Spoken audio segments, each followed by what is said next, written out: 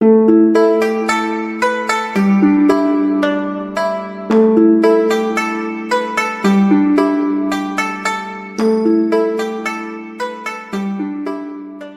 መዳረሻችን የአርሜኒያ ዋና ከተማ የሆነችው የሬቫን ከተማ ናት። እንደ ዛሬ ያደገች ከተማ ከመሆኗ በፊት ታሪኳ የሚጀምረው ከ2800 ዓመታት በፊት ሲሆን ሀብታምና ውስብስብ ታሪክ ያላት ሀገር ናት።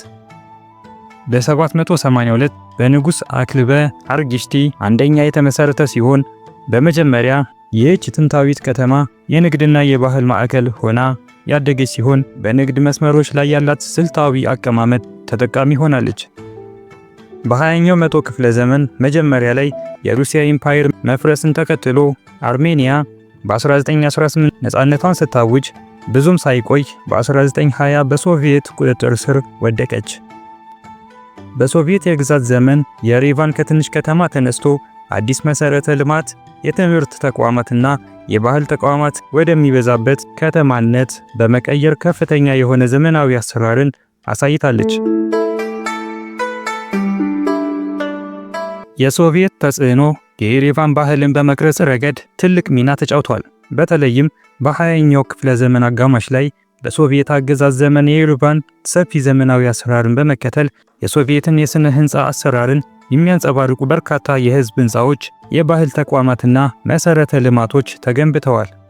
የሶቪየት ርዕዮተ ዓለምን የሚያራምዱ ቲያትሮች፣ ሙዚየሞችና የትምህርት ተቋማት የአርሜኒያን ባህላዊ አካላትን በማካተት በዚህ ወቅት ታይተዋል። ብዙ የአርሜኒያ አርቲስቶች በሰፊ የሶቪየት ማዕቀፍ ዕውቅና አግኝተዋል። ይሁን እንጂ መንግስት የጥበብ አገላለጾችን ለመቆጣጠር ስለሚስጥር ይህ የባህል ልማት ብዙውን ጊዜ በሳንሱርና በእገዳዎች የታጀበ ነበር። እነዚህ ገደቦች ቢኖሩም የሬቫን የአርሜኒያና የሶቪየት ቅርሶችን የሚያከብሩ የተለያዩ በዓላትንና ዝግጅቶችን በማስተናገድ ለባህላዊ ልውውጥ ደማቅ ማዕከል ሆኗል። እንደ አውሮፓውያን አቆጣጠር በ1991 አርሜኒያ ነፃነቷን ካገኘች በኋላ የዚህች የሶቪየት ተጽዕኖ ቅሪቶች ከተማዋን በመቅረጽ ልዩ የሆነ ባህላዊ የአርሜኒያ ባህልና ዘመናዊ የጥበብ እንቅስቃሴዎችን በማፍራት ከተማዋ ማንነቷን በድህረ ሶቪየት አውድ ውስጥ እንደገና ለመለየት ስትፈልግ ነበር። ዛሬ የሬቫን ጥንታዊ ቅርሶቿንና የዘመናዊ ምኞቶቿን ድብልቅ የሚያንጸባርቅ ደማቅ ከተማ ሆናለች። በ1991 አርሜኒያ ነፃነቷን ካገኘች በኋላ ከተማዋ ፈጣን እድገትን አስመዝግቧል። የከተማ ማነቃቂያ ፕሮጀክቶች ፓርኮችን፣ የእግረኞችንና የባህል ቦታዎችን በማሻሻል የህዝብ ቦታዎችን ከፍ አድርገዋል። የሬቫን የቴክኖሎጂና የጀማሪዎች ማዕከል እየሆነች ነው። ቁጥራቸው እየጨመረ የመጣ የቴክኖሎጂ ኩባንያዎችና የፈጠራ ማዕከላት ብቅ ማለትን ጀመሩ። መንግስት በትምህርትና በአይቲ መሰረተ ልማት ላይ ኢንቨስት በማድረግ ከተማዋን በክልሉ የዲጂታል ኢኮኖሚ ተጫዋቾች አድርጓታል። በተጨማሪም ቱሪዝም ብዙ ጎብኚዎችን ወደ ታሪካዊ ቦታዎቹ፣ ባህላዊ ምግቦችና ህያው የጥበብ ትዕይንቶች ላይ በመሳባቸው ከፍተኛ እድገትን አሳይተዋል።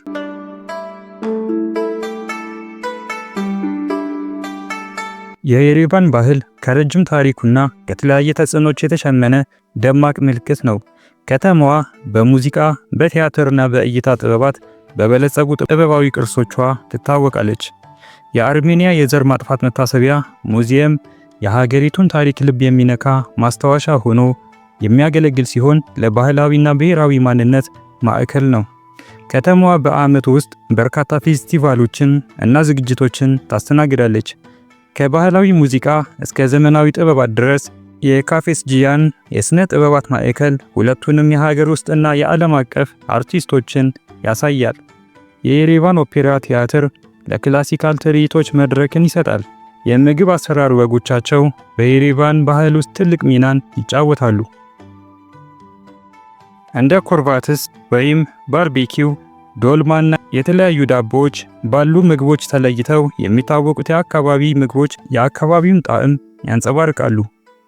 ካፌዎችና ሬስቶራንቶች ብዙውን ጊዜ ሰዎች ለምግብ፣ ለሙዚቃ፣ ለውይይትና ለመደሰት የሚሰበሰቡት እንደ ማህበራዊ ማዕከል ሆነው ያገለግላሉ። የሬቫን ዘመናዊነትን በመቀበል ያደገ ታሪኳን የምታከብር ከተማ ነች። ቀጣይነት ያለው እድገቷን ከደመቀ ባህላዊ ትዕይንት ጋር ተዳምሮ በአርሜኒያ እምብርት ውስጥ ልዩና ማራኪ መዳረሻ ያደርገዋል። ደማቅ የአርሜኒያ ዋና ከተማ በመሆን ጥንታዊ ታሪክን በሚያምር ሁኔታ ከዘመናዊ ቅልጥፍና ጋር አጣምራለች። በአስደናቂው የአራራት ተራራ ጀርባ ላይ የምትገኘው የሪቫን በዓለም ላይ ካሉት ቀጣይነት ያላቸው ሰዎች ከሚኖሩባቸው እጅግ ጥንታዊ ከተሞች አንዷ ነች። ጉዟችንን በሪፐብሊኩ አደባባይ ስንጀምር በዙሪያው ያሉት ሕንፃዎች አስደናቂ የሕንፃ ጥበብ ሕያው በሆነበት፣ በተለይም በምሽት ብርሃን ትርኢቶች ወቅት በተጨናነቀው ጎዳናዎች ስንጓዝ ካስኬድ ኮምፕሌክስን እናገኛለን። ካስኬድ ኮምፕሌክስ በዘመናዊ ቅርጻ ቅርጾችና ለምለም የአትክልት ስፍራዎች ያጌጠና የከተማዋንና ከዚያም በላይ አስደናቂ እይታዎችን የሚሰጥ ማራኪ ስፍራ ነው። ወደ ደመቀው የቬርኒሴጅ ገበያ ስንሄድ በእጅ የተሰሩ የእጅ ስራዎችን፣ ባህላዊ ምንጣፎችንና የአገር ውስጥ የጥበብ ስራዎችን እናገኛለን። ቀኑ ወደ ምሽት እየገፋ ሲሄድ ፏፏቴዎቹ ከከተማው ሪትም ጋር በሚስማማ መልኩ በሚጨፍሩበት ሪፐብሊክ አደባባይ ጀንበር ስትጠልቅ ድምጻቸው ይደምቃል። የሪቫን መዳረሻ ብቻ አይደለም፣ ከሙቀት ታሪክና ማህበረሰብ ጋር የሚያስተጋባ ልምድ ነው። የሪቫን የበለጸገ ታሪኳንና ባህላዊ ቅርሶቿን የሚያንጸባርቁ በርካታ ጉልህ የሥነ ሕንፃ ምልክቶች መኖሪያ ነች። በጣም ከሚታወቁት ጥቂቶቹን እንመልከት። የመጀመሪያው የአርሜኒያ የዘር ማጥፋት መታሰቢያ ተብሎ የሚጠራው ቲትሰርና ካቨርድ የሚባለው ይህ የመታሰቢያ ሐውልት በአርሜኒያ የዘር ማጥፋት ወንጀል የተጎዱትን ያስታውሳል። ጣቢያው ሙዚየምና አስደናቂ መታሰቢያ መዋቅርን ያካትታል። ይህ የመቋቋምና የማስታወስ ችሎታን እንድንመለከት ያደርገናል። ቲትሰርና ካቨርድ ተብሎ የሚጠራው የዘር ማጥፋት ከ1915 እስከ 1923 ባለው ጊዜ ውስጥ የተከሰተና ወደ 1.5 ሚሊዮን የአርመኖች ሞትን ያስከተለው የአርሜኒያ የዘር ማጥፋት ሰለባዎች የተሰጠ ብሔራዊ መታሰቢያ ነው። የሪቫንን ቁልቁል በሚያይ ኮረብታ ላይ የሚገኘው ይህ ውስብስብ እንደ ነበልባል የሚመስል አስደናቂ ሐውልት የመቋቋም አቅምን የሚያመለክትና የተጎዱ አካባቢዎችን ስም የተጻፈበት የመታሰቢያ ግድግዳ አለው። ሙዚየሙ እንደ አውሮፓውያን አቆጣጠር በ1967 ተመርቆ ስለ ጭፍጨፋው ታሪካዊ ሁኔታዎች ጎብኚዎችን የሚያስተምር ሙዚየም ለሕዝብ እይታ ለማቅረብ ተችሏል። ቲትሰርና ካቨርድ የሰብአዊ መብት ጉዳዮችን ግንዛቤ በማስተዋወቅ በተለይም በየዓመቱ በሚያዝያ 24 ቀን በሚደረጉ የመታሰቢያ ዝግጅቶች ላይ ብሔራዊ ማንነትንና አንድነትን በማጎልበት ለአደጋው አሳዛኝ ማስታወሻ ሆኖ ያገለግላል። በሌላ በኩል የምናገኘው የቅዱስ ጎርጎርዮስ አብርሆት ካቴድራል ነው። እንደ አውሮፓውያን አቆጣጠር በ2001 የተጠናቀቀው የቅዱስ ጎርጎርዮስ ዘብርሃነ ዓለም ካቴድራል በአርመን ውስጥ ካሉት ትልቅ ቦታ ካላቸው አብያተ ክርስቲያናት ውስጥ አንዱ ነው። በኢሬቫን የሚገኘው ካቴድራሉ በ4ኛው መቶ ክፍለ ዘመን መጀመሪያ ላይ አገሪቷን ወደ ክርስትና የለወጠውን የአርሜኒያ ደጋፊ ቅዱስ ጎርጎርዮስ አብርሆትን ያከብራል። ካቴድራሉ ትልቅ ጉልላትና ውስብስብ የድንጋይ ቀረጻዎችን ጨምሮ ባህላዊ የአርሜኒያ አካላት ያሉት ዘመናዊ የሥነ ሕንፃ ዲዛይን አለው። በውስጡ ሰፊው የውስጥ ክፍል በሺዎች የሚቆጠሩ አምላኪዎችን ማስተናገድ የሚችል ሲሆን በሚያማምሩ ሃይማኖታዊ ምስሎች ያጌጠ ነው። ካቴድራሉ ለአርሜኒያ ሐዋርያት ቤተክርስቲያን ወሳኝ ማዕከልና የብሔራዊ ኩራትና የመንፈሳዊ ጽናት ምልክት ሆኖ ያገለግላል። በቀጣይ የምንመለከተው የኢሬቫን ኦፔራና የባሌ ዳንስ ቲያትር ሲሆን በአርክቴክት አሌክሳንደር ታማኒያን የተነደፈውና በ1933 የተመረቀው የኢሬቫን ኦፔራና የባሌ ዳንስ ቲያትር በአርሜኒያ ውስጥ ታዋቂ ባህል ምልክት ሆነው ያገለግላል። በኒዮ ክላሲካል አርክቴክቸር የሚታወቀው ቲያትር ቤቱ ትልቅ የፊት ለፊት ገጽታ ያለው እና አስደናቂ የውስጥ ክፍል ስላለው ለትዕይንት ማራኪ ስፍራ ያደርገዋል። ኦፔራ፣ የባሌ ዳንስና ኮንሰርቶችን ጨምሮ ሰፋ ያለ የኪነ ጥበብ ዝግጅቶችን ያስተናግዳል። ይህም የሀገር ውስጥና የዓለም አቀፍ ተሰጥኦዎችን ያሳያል። ቲያትሩ በአርሜኒያ ያለውን ኪነ ጥበብ በማስተዋወቅ ረገድ ወሳኝ ሚናን ይጫወታል እና የባህል ማዕከል ሆኖ በማገልገል የአርሜኒያ ሙዚቃና ውዝዋዜን የሚያደንቁ ተመልካቾችን ይስባል።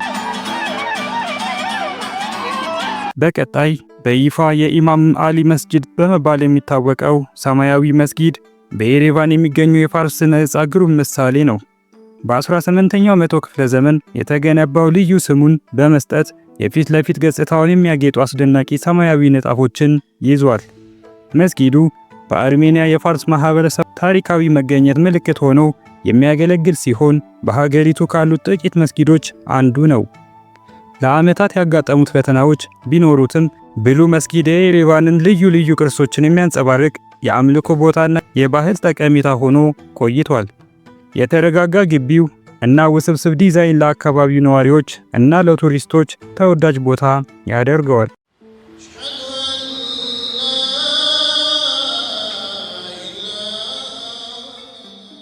በመጨረሻ የምንመለከተው ከየሬቫን ወጣ ብሎ የሚገኘው ሄራዝዳን ገደል ሲሆን የሄራዝዳን ወንዝ የተቀረጸ እጅግ አስደናቂ የተፈጥሮ ፎርሜሽን ሲሆን ገደላማ ገደሎችንና አረንጓዴ ተክሎችን አስደናቂ እይታዎችን ያቀርባል።